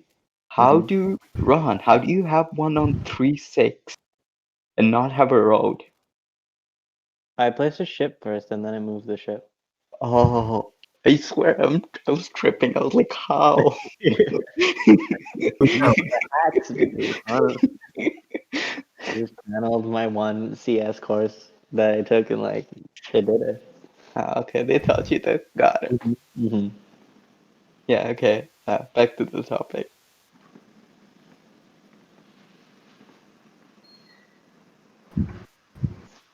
I think Ewan was saying something. Mm, Yeah, I don't know. I'm just like very poorly read on this. So I'm just gonna like give you guys the floor. It's something that Oh, really got okay. me into for sure. So like I'm just in it for the ride. Like this is wild. I didn't hear about the comment thing. Like that's wild. yeah. Dude, look, I can send some podcasts over, but this Graham Hancock guy, um, him and this other guy called Randall something, Hmm. Carlston, um, they do a lot of research together, and Graham Hancock thinks that there was a lost civilization of humans that are more advanced, um, that died out in a comet impact, I know. and that because and we don't remember them. And this totally makes sense to me because what would happen right now to us if there was this huge comet impact that destroys most of our infrastructure? Um, what happens then? Like, what's proof that we had this conversation? It's digital, right? It's stored on hard drives. Hard drives don't survive comets. So if there was a civilization that was advanced in the past, they would also not be using stone tablets, just the same way that we don't use stone tablets today. So finding evidence for them is quite difficult because all the evidence would be destroyed, and it's yeah. There's a lot of things um, about who about reasons why we continued, reasons why we don't remember. But there's just so much evidence if you look at megalithic structures, old large structures, and if you look at just things like that, where it seems like they had a lot of knowledge for hunter gatherers, which we assume that they are. Um, yeah, there's just there's a lot of stuff to uncover there, and I want to read his book. He has one book called Fingerprints of the Gods, and then another one that he wrote as a follow-up called Magicians of the Gods. And Hmm. I'm really looking forward to reading it because um, I think it's going to blow my mind. So that's interesting. So I was just about to ask. Like I feel like if there's a more advanced civilization, there would be like physical evidence, but that civilization being like actually the hunter gatherers would be like that might check out. Yeah, it's Yeah, cool. like yeah, there's he thinks that this advent of agriculture that we see that just comes out of Mesopotamia um, uh, 3,000, 5,000 years ago. He thinks that it's strange that they suddenly just know how to build stuff and how to do agriculture. Of course, there are explanations for this, um, but he thinks that it's unlikely that they can just that they would just randomly come up with this. I mean, I know the story. I've been taught like okay, there were these women that realized that if you put seeds in the ground, um, that it grows, and there is an explanation, but to do large scale farming suddenly is something that seems weird to him. And one theory is that um, if a comet strikes now, none of us would be able to live in the world, right? Right. But there are societies in the world today that are able to live um, in just in the wild. Mm-hmm. They're able to hunt and gather, and they're able to survive just with nature. So, um, what is a survival strategy um, for humans? Wait. Can anyone give me a break? I don't have.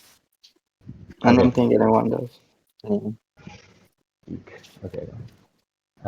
What is survival strategy for you and me if we know that there's going to be this huge comet striking that's going to wipe out all of our way of life? I would think that the survival strategy is to find hunter-gatherers and integrate with them and then teach them some of the things that we know, but then basically just live with them and then live out our days and then the human race survives. So Right. there are theories that an older civilization knew that there was going to be a massive event and that they went and they lived with more primitive people who obviously have no way of remembering um, the more advanced civilization, and so they regarded them as gods in their mythology. Um, and we still see that um, mythology alive today. No way. I mean, yeah, That's like smart. Yeah. we they all these old cultures they have stories about these gods and these influencers and these teachers who imparted knowledge, and so a lot of people just think that's stories of the gods, and a lot of people think that's aliens, but what Graham Hancock would assert is that it's just the old human civilization, and that's why we see that in South America they thought that when the humans came not when the humans came Wow, you when the caught white up guys there. came to finally bring Caught up peace there. over there. No, when the Europeans came, that they regarded them as gods because maybe that's something that they have seen before that they related to in their mythology. Yeah. Um, there's a lot of weird things like this that don't really fit in our normal story that humans are only 3,000 years old. Yeah, that's interesting. I feel like for any civilization to be that advanced, they would need a certain um they would need a certain amount of like I don't know, just like plurality. And I feel like there should be physical evidence of that, shouldn't there? What do you mean by plurality? Like there should just be like a lot of people, because like I feel like for a civilization to get advanced, you need like lots of people, so that like the chance someone innovates and comes up with like an idea is high. Yeah, or Well, that naturally population boosts with more resources. That makes sense. Yeah, but like so shouldn't there be like evidence of that? Because like the populations of hunter gatherers, that doesn't like according to like fossils and stuff like that, that doesn't add up with like what you would need to have an advanced, like a technologically at least in our sort of framework, that kind Right. of an I advanced think civilization. um, one of the one of the things that and I don't know the details of this, but I know that for archaeological digs, um, they only they only go so deep, and Mm-hmm. that's literally that's deep in a literal sense. Um, so they and they would only go 3,000 years, so to speak, deep, because Right. that's where all the humans are, obviously. So why would they go another 5, 10,000 years deeper into the ground when we quote know that there's nothing to be found there? That's interesting. So yeah, I do. It's like, I mean, I don't know how accurate Graham Hancock is about this, but he talks about a real kind of ideology that exists Mm-hmm. in archaeology, and where like I mean, and it totally makes sense with the incentives, right? Like if I'm an archaeology student or an Egyptology student and I'm applying for a grant to do some research, and you're a university and you want me to find relevant research, why would you give me money to search somewhere where I'm not gonna find anything? You know what I mean? So there is this idea that there is this true story of human beings, and if you're not gonna look for more information in that true story, then you're not going to be funded and your career is going to suffer. Right. So it's unlike science where we don't really have a full, we have somewhat of an idea. But in science, it's more just like, okay, we actually need to find out a lot more stuff. But for human origin stories, we have this feeling that we know what's going on. We know the full story.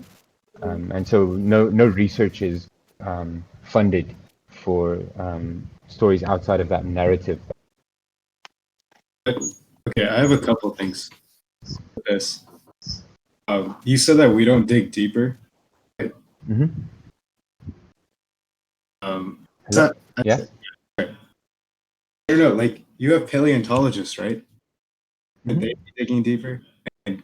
Oh, Then that's true. They stumble dug up, for the Right, dinosaurs. right, all the way up to the dinosaurs. didn't they Right. stumble upon like a building from this era or something? Okay, that's my first question. And then my second question is, he said that he thinks that they're more advanced than us.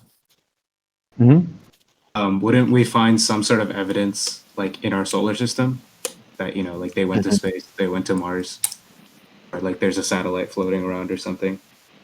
And then my third issue is, if a comet really did strike and wipe out this whole civilization, right? I feel like we'd find evidence of animals, and we'd find evidence of this comet that hit, right? Because it would have to be a Mm-hmm. pretty big comet to just wipe out all the Yeah, humans, yeah, yeah. right? Right.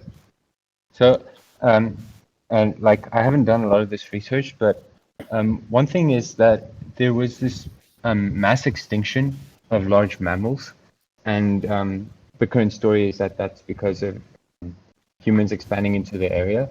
But there are examples found, and apparently there are a lot of examples. And this is something that they show on the podcast, but they say there's a lot more evidence of this, where you see like mammoths who are who died in a way where it looks like their body was shot off of their legs, which would require. So there's a lot of evidence of these things being hunted, right? There's a lot of evidence of them being hunted. So they think that they were hunted for sure, but there's evidence of animals that died in these huge, like horrific kind of explosion deaths that would be explained by a comet. I know there's also ongoing research about like, and this is like a geology thing, but about um, um, elements that are spread, and I think they talk about platinum as one of those elements that's spread around like large areas as if it was a comet. Um, um, I don't know about space exploration. Actually, one of the huge pieces of evidence that Graham Hancock talks about a lot is knowledge of space that is an evidence of an older civilization. Um, not exactly physical exploration of space, but because I don't know if you would always find stuff that's in space as evidence of exploration. But what was I going to say? There's so just like in the way that the pyramids are built, the way that the Sphinx is placed, it shows great astronomical literacy, and so that's something that he quotes a lot. And they talk about um, putting stories in the stars because over time all monuments will die, but the stars will remain the same to anyone with astronomical knowledge, and astronomical as in knowledge of space. So there is a theory that they would use space as kind of a monument and stories about space to tell people that they existed and there's knowledge. There's So stuff this, about the pyramids dimensions also relating to a lot of like cycles that the Earth does in the galaxy and the size of the Earth. I find an issue with, so Is he saying that humans emerged earlier than we believe? Mhm. Wouldn't we find like evolutionary evidence of that? Like we'd Yeah. find fossils of like early humans, except from way before fossils of early humans that we find now. You have to find it like 5,000 years before or something. Yeah, I feel like they found fossils of like humans in the different stages of evolution, and that's one of the ways they like made that timeline. Right. Timeline or the timeline that The timeline of like when humans were like fully evolved and yeah, I mean the timeline that we believe in or the yeah, timeline the timeline we believe The in. the consensus, yeah. Yeah. I don't know. I feel like if there was this advanced civilization, we would have found evidence of it. I know. I kind of 'Cause we agree. found evidence of like random other things, right? Like dinosaurs, things that like don't Wait. really leave any One physical. sec, I'll be right back. All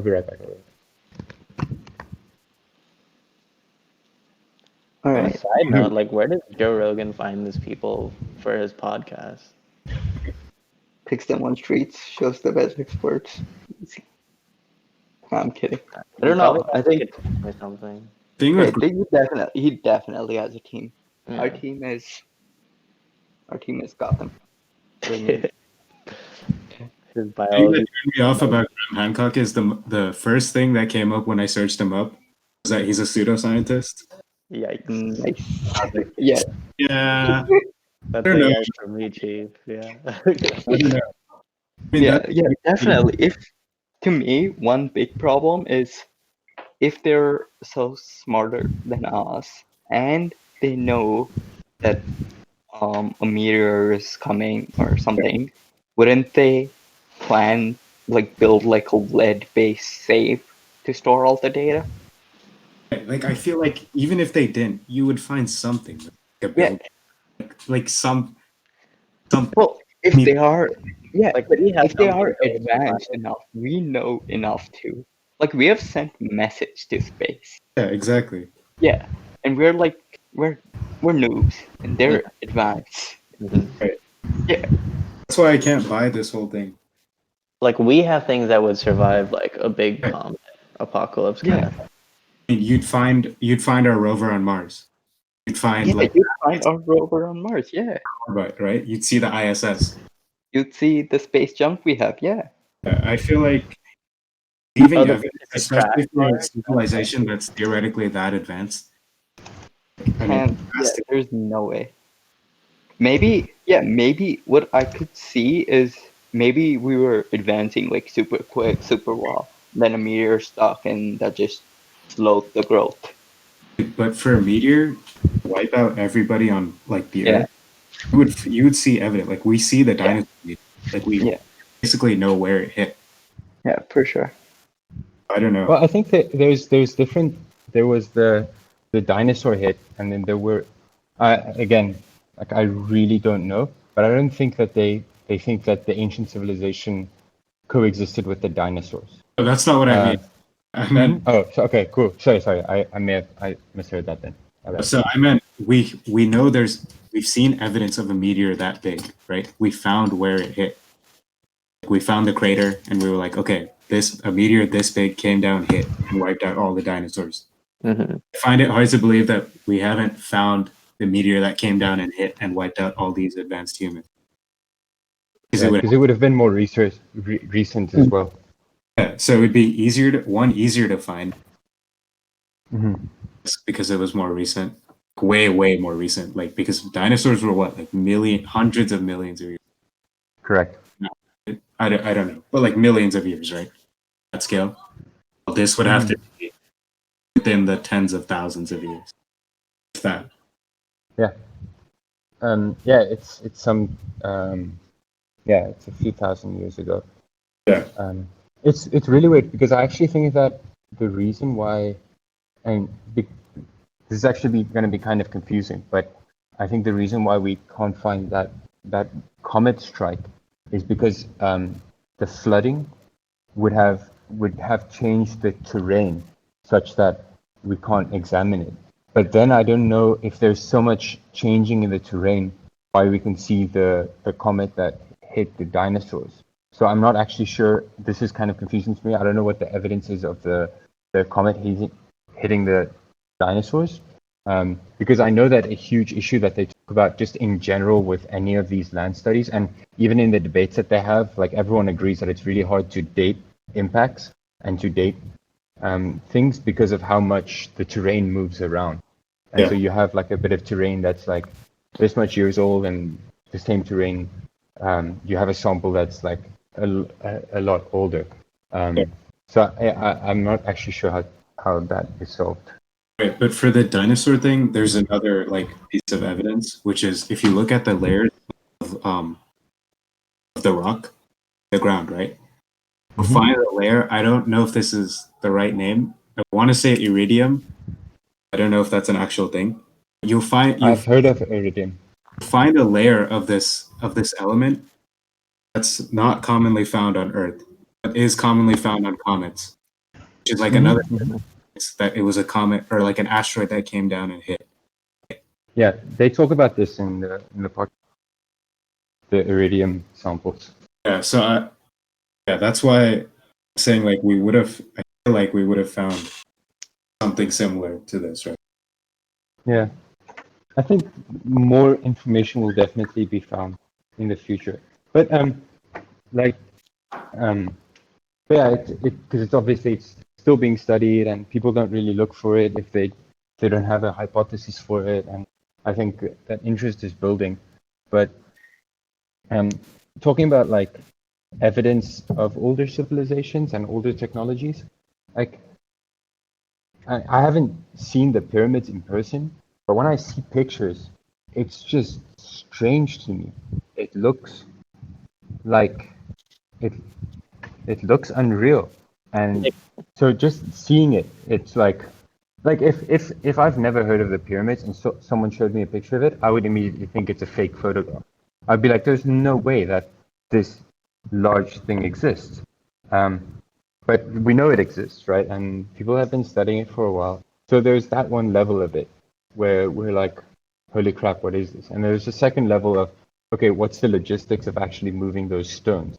What, and like not only the pyramids, but all the surrounding monuments as well. Like there's this entrance part that has like a massive stone on top of two stones, and it's just it would be really, really, really hard to lift that without like a crane, without all these other technologies. So, and without asserting what those technologies probably are, we can think that there was something else going on to make this, and that these are monuments which are artifacts that we're like imagine we come out and we're like, okay, here's evidence of an older civilization with these tools and stuff. Like, let's imagine we find that. We'd be like, of course the pyramids were evidence for that. Like, it's so stunningly clear. I mean, yeah, but I feel like A, we've carbon dated the pyramids, and B, I mean, there's like picture evidence of, or like hieroglyphics of like how they built them. So So we kind of a really know interesting thing, like how they do it, right? about the pyramids is it's undisputed that there was work done on the pyramids 2,500 years ago. It's undisputed that there was work done in the area exactly because of that carbon dating. But I think there are certain parts of that area have these things called restoration stones, where people in that time place a stone to indicate that they've restored a part of it, like the temple or a part of the Sphinx. And so they put restoration stones in that time. So why would you put a restoration stone on something that you've just built? So that's one element of it. And yeah, so there's this other evidence by a professor called Robert Schoch, and he's a geologist, not an Egyptologist at all. And he went to Egypt and he saw the Sphinx, and not only on the Sphinx's body, which has been renovated a lot, but in this kind of pit, the stone pit that's around the Sphinx. There is clear evidence of water erosion. And what and he asserts that that's rain erosion because of its nature. I don't know the exact specifics of it, but there's evidence of rain erosion on the Sphinx, and it hasn't rained in that area in some 8,000 years. So, and I may be botching up the specifics here, but the consequence of that is that the Sphinx existed during a time where it was raining in the area where it exists, and that's not. It wasn't raining in the time that we think it was built, or any time after it was built. So there's that other piece of evidence that that's really telling as evidence for the fact that it was built much earlier. Hmm.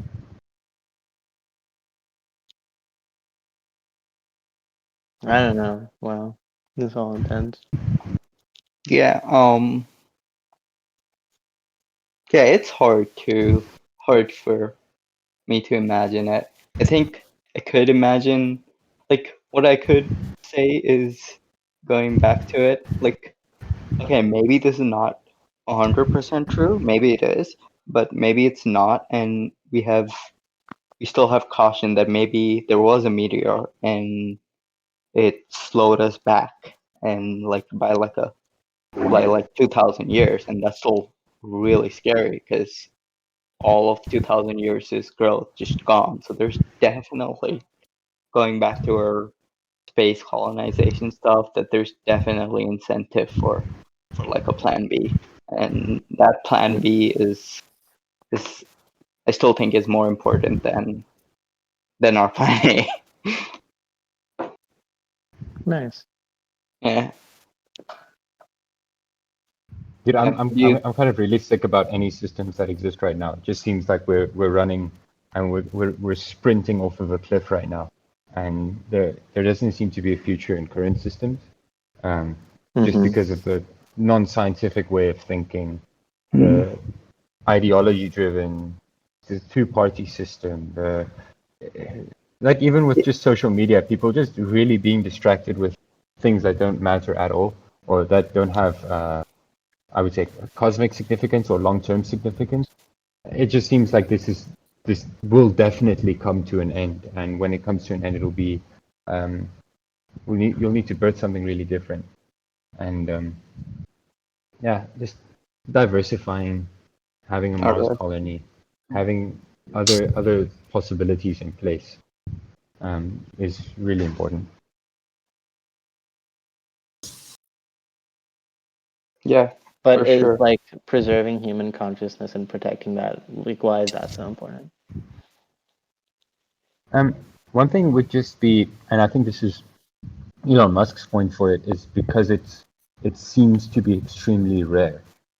Hmm. It seems to be extremely rare in the universe for this to come up. So it's not like preserving uh, like Indian consciousness or preserving like American, because like okay, it's not that different from the other consciousnesses that exist um, in the world, and there are plenty of them.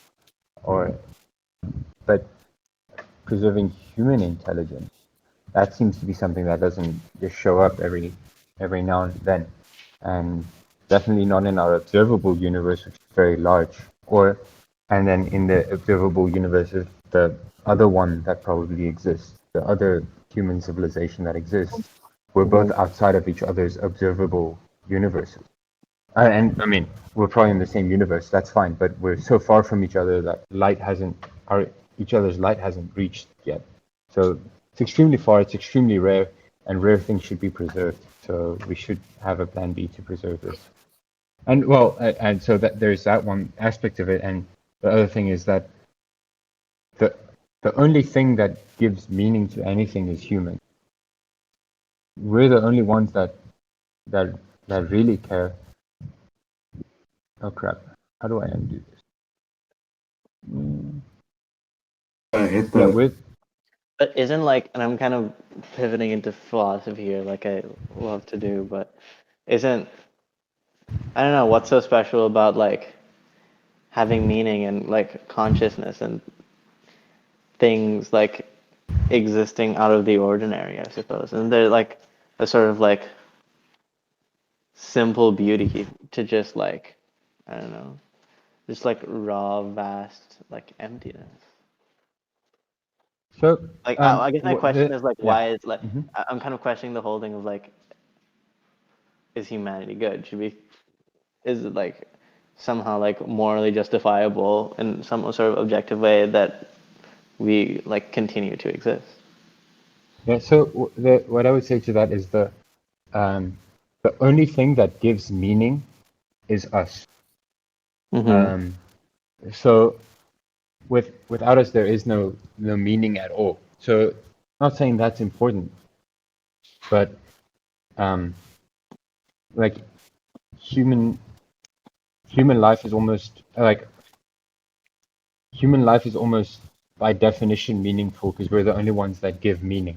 We're the source of meaning in the universe.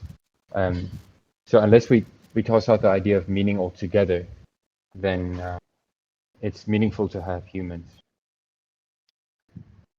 Yeah, I don't know. I I agree guess like too. that's the question. Like I don't know, what's so great about meaning? That would be Mm-hmm. the correct question. Um, I think like I mean, as a species, we're designed to survive, right?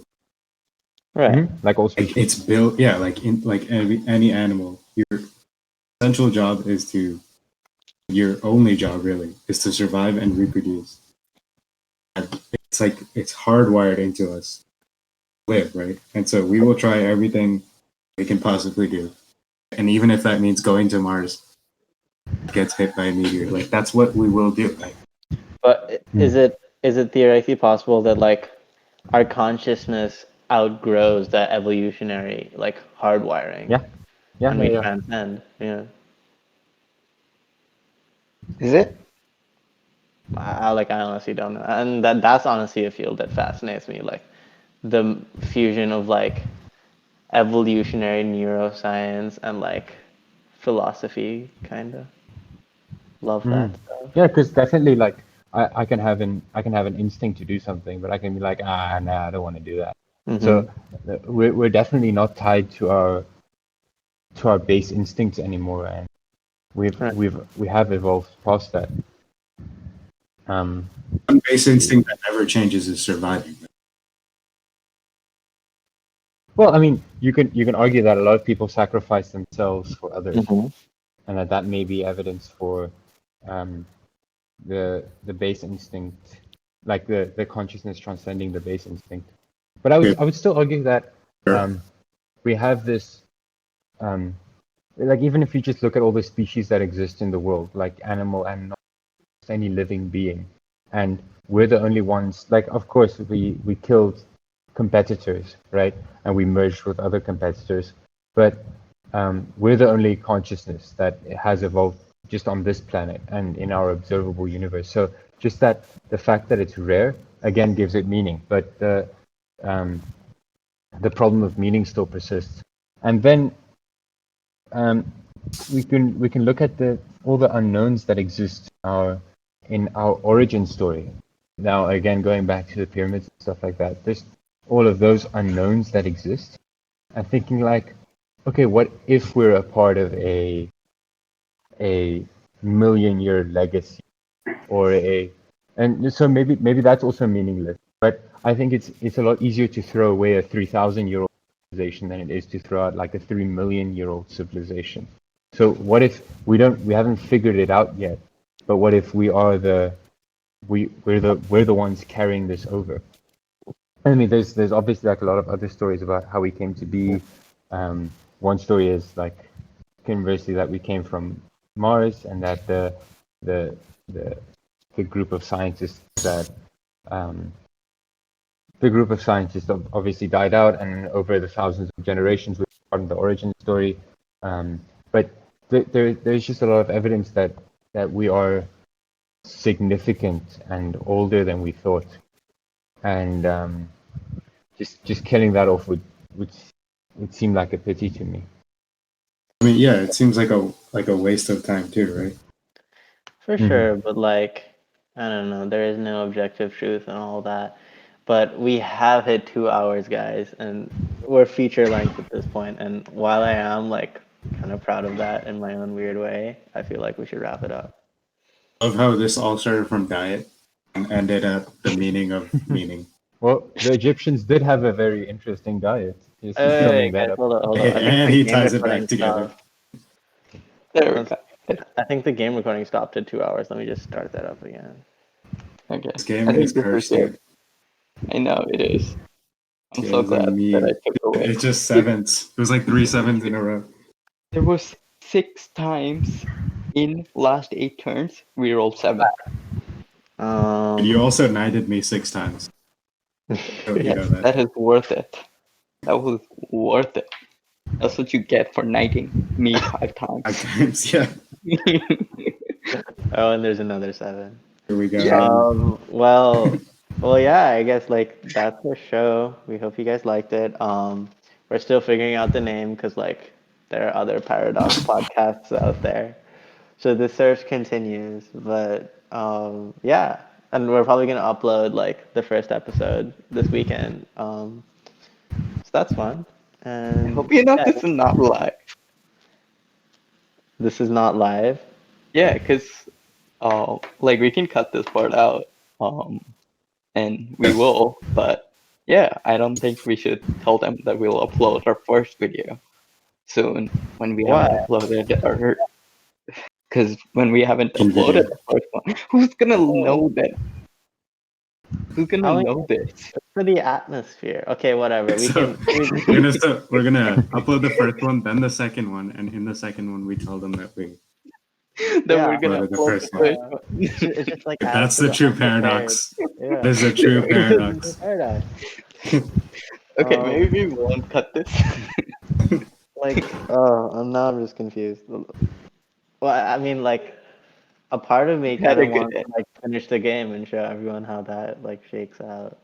Like, how No, many I more think spins are we gonna roll? Stop, dude. I definitely don't think we need to finish this game. I like no. the first game. We should finish the game for sure, but I don't know if we should continue recording. Oh man, it was painful. This game is painful. This game It kind is. of hurts. It's still Yeah. like anyone's game. Like, It hurts my soul. Yeah. It is still anyone's game. Rohan can't land anymore. I would have taken that deal for him. Nah.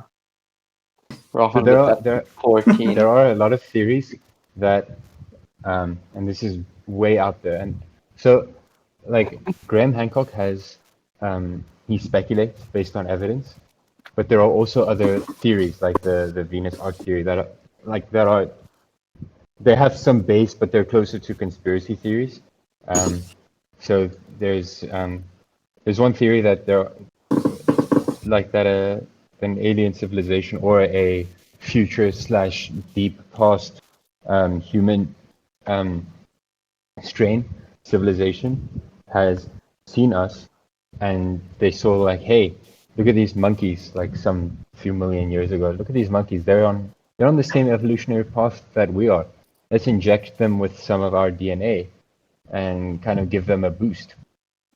And that's what gave us a competitive advantage. I don't know what the evidence is for that, but a lot of people definitely think that our origins, our genetic origins were tampered with for different reasons. But yeah, I actually don't know the evidence for that. So, Gautam, do you want Yeah. to tease on next week's topic? I heard. What did you say? Do you want to?